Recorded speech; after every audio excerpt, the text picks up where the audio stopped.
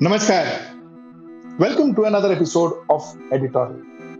Now, this editorial is very different. I am in Kerala, and for the first time, I'm shooting an editorial outside of my studio. I have never shot an editorial outside of my studio, so first time. And I came to Kerala to study what is happening in Kerala politics because a lot has been spoken about Tamil Nadu politics, a lot has been spoken about West Bengal politics, a lot has been spoken about every other state, but we have not ventured much into Kerala politics. So today, I attempt to do that. Now, one of the best things to do when you talk, especially when you talk politics, is to actually go to that place and actually find out for yourself as to what is happening. So that's where we are here. So let's talk Kerala politics and let's get right into the show. Now, a couple of things that what I could gather, and I re-emphasize that underline statement, what I could gather from Kerala politics is that there is a tacit understanding between the Communist Party of India, Marxist, and whatever, CPI, CPIM, that is the left, which is LDF, which is currently running the state, and Bharatiya Janata Party. There is tacit understanding. Now, the tacit understanding is not that Bharatiya Janata Party is expecting to make the government in Kerala, they will not. But yes, their popularity has gone up. Their popularity has definitely gone up than what it was before, and it is gradually going up. But that being said, Bharatiya Janata Party has no such illusions that they will make the government. But Bharatiya Janata Party does not want Congress to form the government in Kerala. The reason why Bharatiya Janata Party would prefer to continue with CPI and CPIM, that is the left parties, rather than Congress, is because all said and done, all said and done, if Congress comes to power, Bharatiya Janata Party will find it very difficult to gain the kind of strength it is gaining in Kerala. So it is very clear in their minds that it is better for Bharatiya Janata Party's growth in Kerala if they have the left governing the state.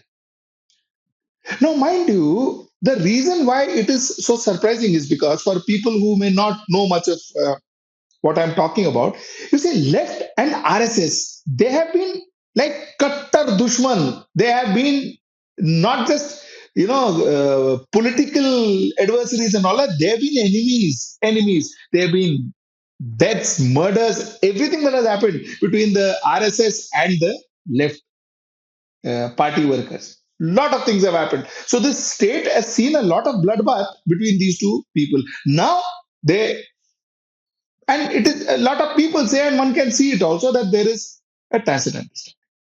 So coming back to my story, it is better for Bharatiya Janata Party to have a left government governing the state rather than having Congress. Now let us come to Congress in Kerala.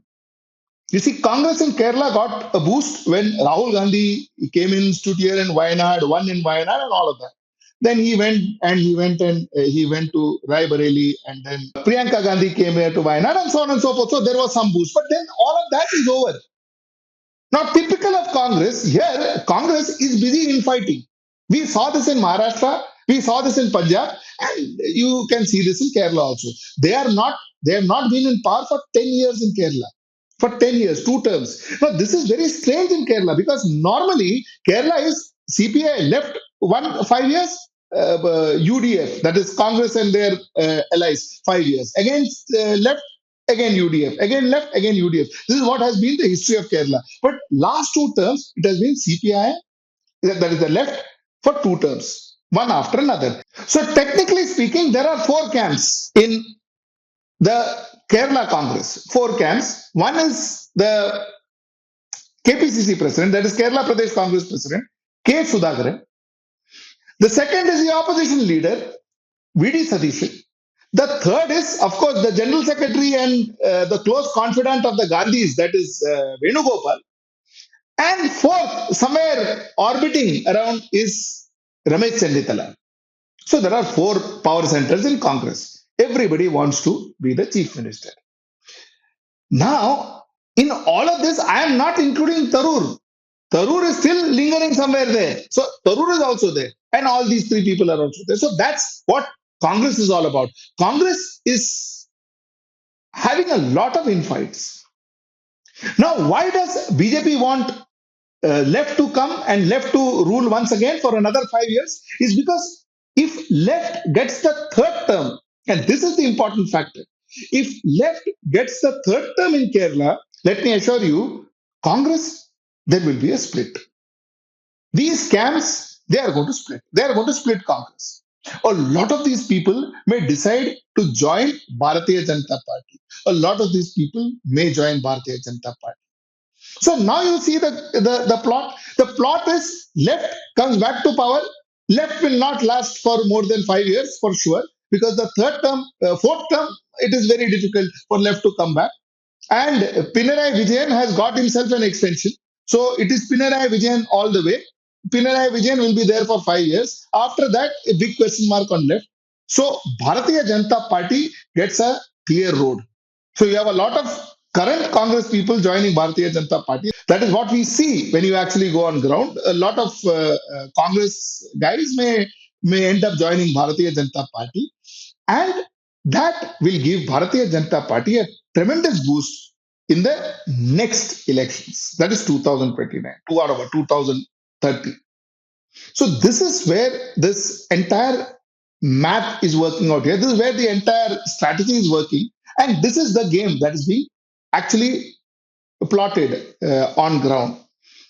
Now, the fact is, if the Congress High Command, now one of the High Command is sitting here only, that is Venugopal, but otherwise the Congress High Command intervenes now, fix this issue between these three groups and four groups and five groups. If they come to a arrangement, an understanding, this groupism is kind of resolved, then there is a very good chance of Congress coming back to power, and that is the UDF coming back to power in Kerala. There is a very good chance.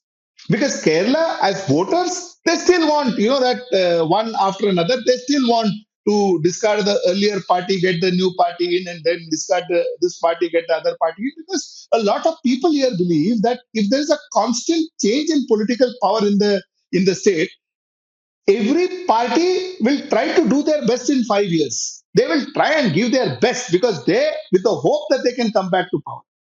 So it is always better to keep the parties toes. So therefore, people here, voters here, are very keen on kind of voting a new party. The next that is now new party, UDF and LDF, the other party to power every 5 years. Now this is what people voters think. But as always, here the voters is not technically voters may not be taking decisions. Political parties will be so.